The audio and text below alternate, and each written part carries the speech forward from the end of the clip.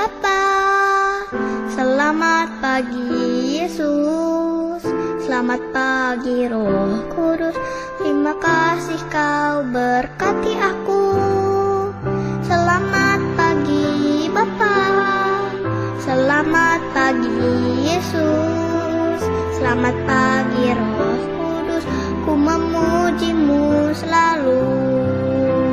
Pikiranku, ucapanku, perbuatanku, biarlah selalu senangkanmu, Yesus Tuhanku.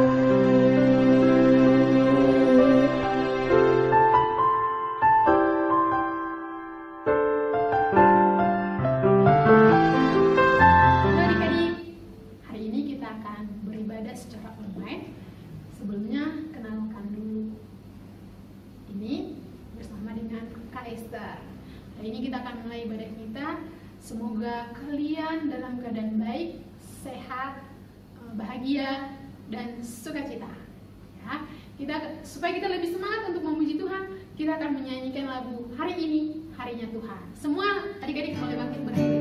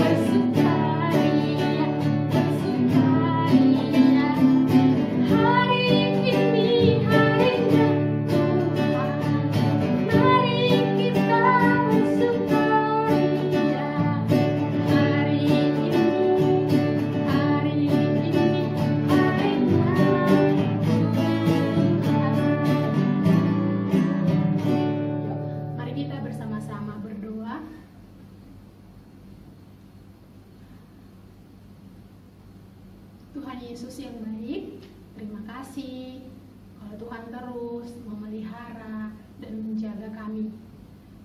Hari ini kami boleh bersyukur karena kami boleh beribadah walaupun secara online. Biarlah ibadah kami hari ini boleh berjalan dengan baik karena Tuhan memimpin kami. Terima kasih Tuhan Yesus, dalam nama-Mu kami berdoa. Amin.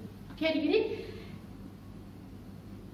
walaupun saat ini kita tidak bisa ke gereja, belajarnya juga hanya di rumah saja, kita tetap harus bersuka cita.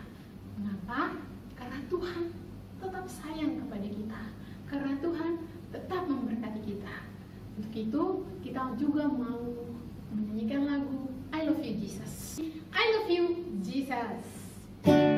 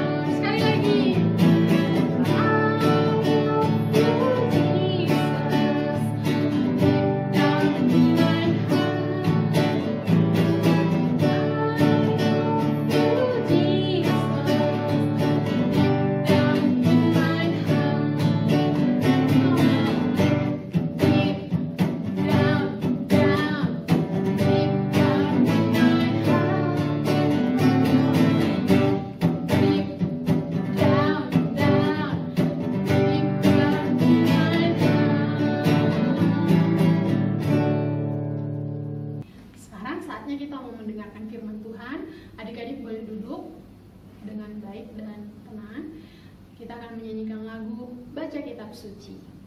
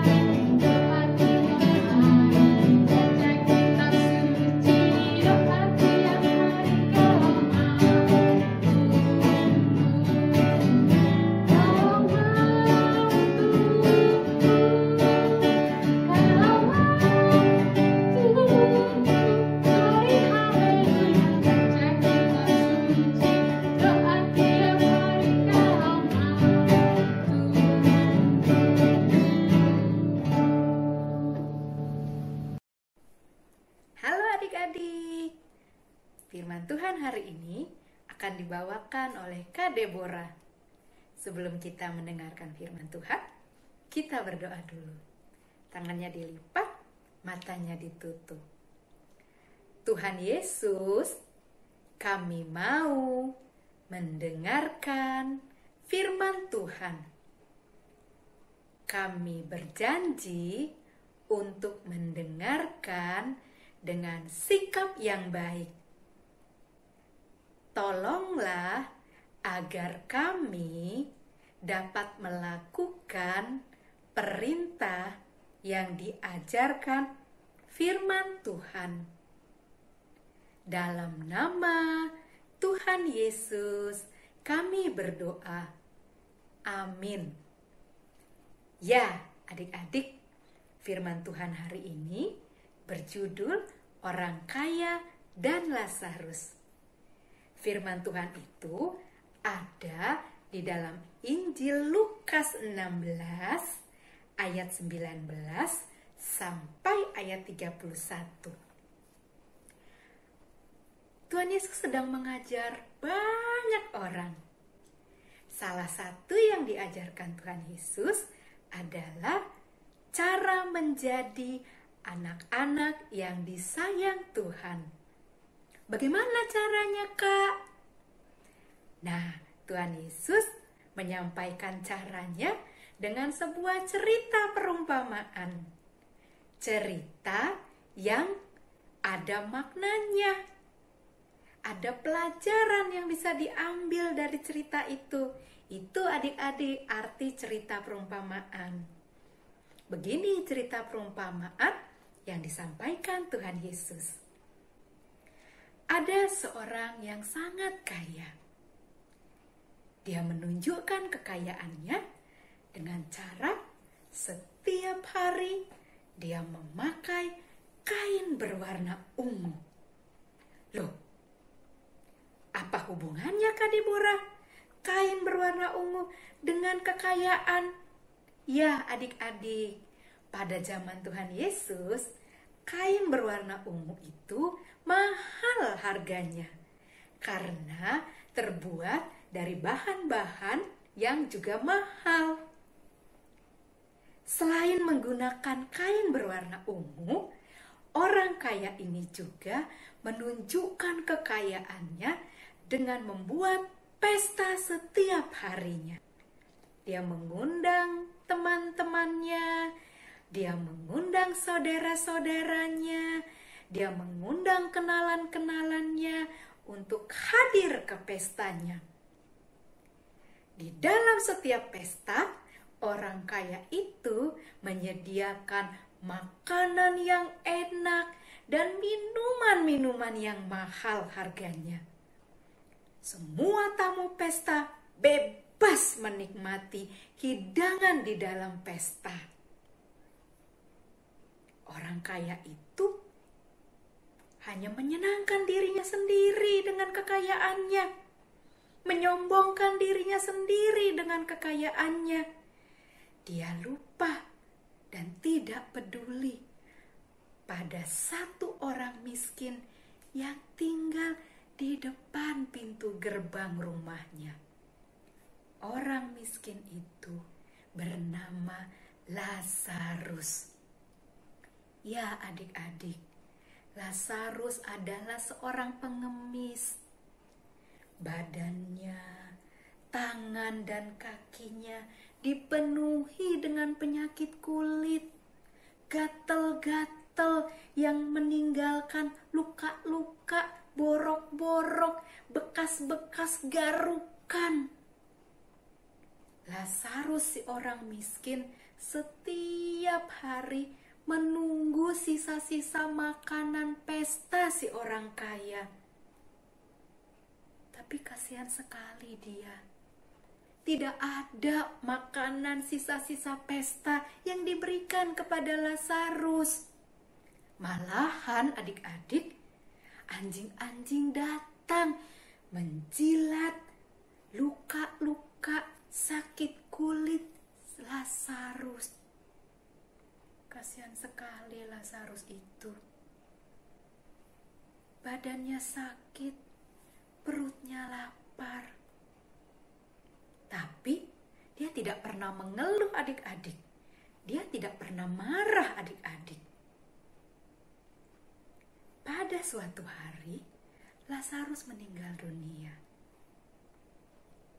Lazarus disambut dan dibawa oleh malaikat Tuhan masuk ke dalam kerajaan surga.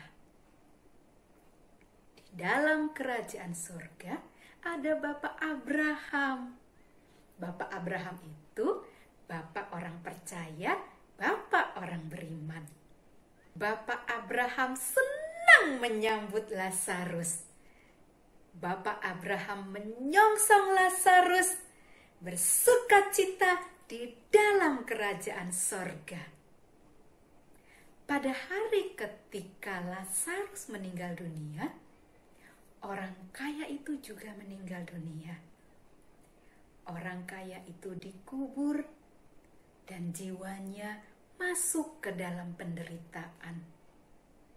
Dia mengalami kepanasan dan kesakitan dalam penderitaannya setelah dia mati. Orang kaya itu melihat ke dalam kerajaan surga. Ada Bapak Abraham dan ada Lazarus di sana. Lalu orang kaya itu berteriak kepada Bapak Abraham, "Bapak Abraham, suruhlah Lazarus mencelupkan jari tangannya supaya air menetes ke dalam lidahku yang kering."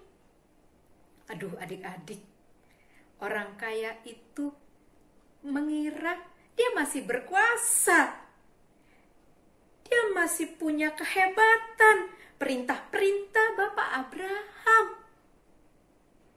Lalu Bapak Abraham berkata kepada orang kaya itu, "Hai anakku, selama hidup kamu selalu mengalami sukacita.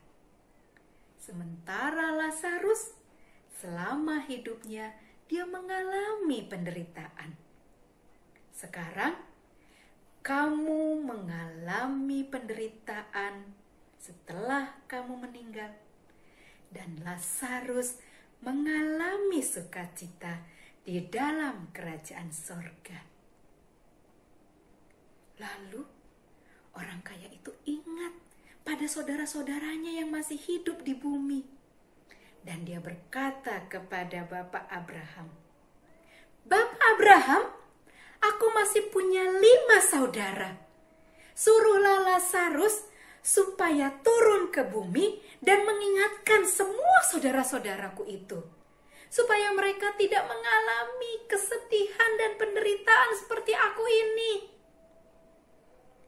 Lalu Bapak Abraham berkata kepada orang kaya itu, "Anakku, saudara-saudaramu pergi ke bait Allah dan mendengarkan firman yang disampaikan Musa dan para nabi-nabi.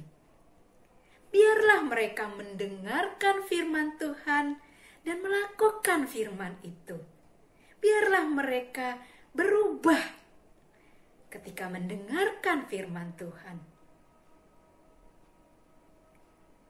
Tidak mungkin mereka berubah karena seorang Lazarus mengingatkan mereka." Ya, adik-adik, begitu cerita perumpamaan Yesus. Menurut adik-adik, siapa anak yang disayang Tuhan? Ya, betul. Lazarus itu adalah contoh anak-anak yang disayang Tuhan. Walaupun dia mengalami kesakitan, kelaparan, dia mengalami kesusahan, dia mengalami pencobaan, Lazarus tidak pernah mengeluh, tidak pernah marah. Siapa anak yang tidak disukai Tuhan? Iya, betul, orang kaya yang tidak peduli pada orang susah yang ada di depan rumahnya. Ya, adik-adik, cerita perumpamaan itu mau mengingatkan kita bahwa ketika kita mendengarkan firman Tuhan, kita harus segera melakukannya. Tuhan Yesus juga mau mengajarkan melalui cerita perumpamaannya bahwa kita harus menyayangi semua orang. Ayo adik-adik, kita menyayangi semua orang sekarang juga. Bukan nanti, bukan besok, bukan entar-entar. Sekarang adik-adik, kita tunjukkan kasih sayang kita. Ayo, siapa yang mau menunjukkan kasih sayang kepada orang-orang di sekitarnya? Ya, ada mama, ada papa, ada koko, ada cici, ada adik, ada kakak, ada mbak, ada oma atau opa yang ada di rumah kita. Kita tunjukkan kasih sayang kita ya. Siapa tadi yang berantem sama koko, sama cici, sama adek? Ayo, kita memaafkan. Itu namanya kita menunjukkan kasih sayang. Ayo, siapa yang mau menunjukkan kasih sayang kepada mama papa? Boleh peluk mama papa. Ya, kita bilang, "Mama, papa, aku sayang. Koko, cici, kakak, dede, aku sayang." Ya, kita tunjukkan kasih sayang kita sekarang juga. Nah, kita juga adik-adik bisa menunjukkan kasih sayang kita kepada orang-orang di luar sana. Loh, kakak, berarti kita pergi keluar? Oh tidak, kita menunjukkan kasih sayang kita dengan cara mengumpulkan persembahan kita. Boleh dikumpulkan, nanti baru dibawa ke gereja, atau kita kumpulkan sekarang, nanti mama sama papa kirim transfer bank. Ya adik-adik, sekarang ini banyak orang yang membutuhkan pertolongan. Banyak teman-teman kamu, anak-anak yang mengalami kesusahan karena mama papanya sudah tidak bekerja lagi. Juga sekarang banyak orang yang sakit yang membutuhkan pertolongan kita. Nah, uang persembahan yang kita kumpulkan, yang kita kirim ke bank lewat transfer bank, nanti digunakan untuk membeli bahan makanan. Uang itu juga digunakan untuk membuat masker, membuat hand sanitizer, membeli sabun, supaya semakin banyak orang yang sehat. Ya adik-adik, kita belajar dari firman Tuhan hari ini. Kita tunjukkan kasih sayang kita sekarang juga. Kita tunjukkan kepada semua orang yang dekat dan yang jauh dari kita. Itulah anak-anak yang disayang Tuhan. Demikian cerita hari ini. Semoga adik-adik menjadi anak-anak yang mau mengasihi semua orang. Jadi tadi kita sudah memuji Tuhan lewat bernyanyi dan juga sudah mendengarkan firman Tuhan. Sekarang saatnya kita akan membawa persembahan kita sebagai ungkapan syukur kita kepada Tuhan. Adik-adik boleh mengumpulkan persembahan dengan memasukkan uang persembahan itu ke dalam celengan yang sudah adik-adik buat. Kalau adik-adik belum memilikinya, boleh dimasukkan ke dalam amplop. Nanti ketika kita sudah bisa datang dan beribadah ke gereja, adik-adik boleh membawanya. Sambil mengumpulkan persembahan, kita mau menyanyikan lagu Aku Bawa, Aku Berikan.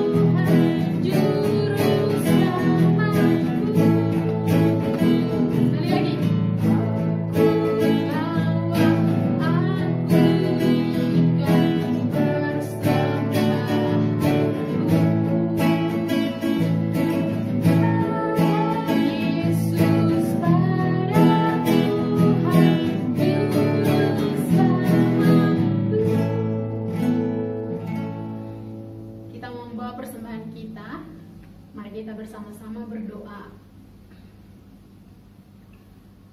Tuhan Yesus, terima kasih untuk banyak berkat Tuhan yang Tuhan beri bagi kami. Berkat kesehatan, kepintaran, dan masih banyak lagi. Saat ini kami datang membawa persembahan kami. Kiranya Tuhan mau memberkati persembahan ini agar boleh berguna bagi pelayanan di gereja. Terimalah persembahan kami ini ya Tuhan. Dalam nama Tuhan Yesus kami berdoa. Amin. Nah, ibadah kita sebentar lagi akan selesai. Kita mau menaikkan lagu KASIH, Kasih. Jadi bangkit berdiri ya. Kasih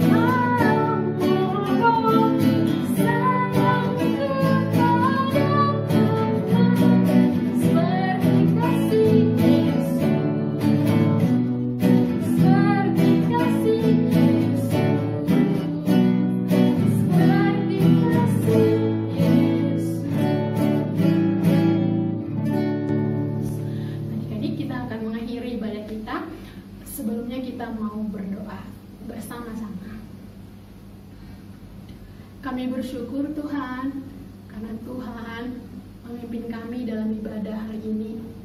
Biarlah pujian kami boleh memuliakan Tuhan. Firman yang kami boleh dengar, boleh kami lakukan, karena Tuhan menolong kami. Tuhan juga tolong berkati kami sepanjang minggu ini, agar kami boleh menjadi anak-anak yang melakukan firman Tuhan, anak-anak yang sayang dan hormat kepada keluarga kami. Jaga kami Tuhan agar tetap boleh sehat, sehingga kami boleh kembali beribadah di dalam gereja kami. Terima kasih untuk semua kebaikan Tuhan. Biarlah ibadah kami hari ini boleh memuliakan nama Tuhan. Dalam nama Tuhan Yesus Kristus, kami berdoa dan mengucap syukur. Bapa, terima kasih.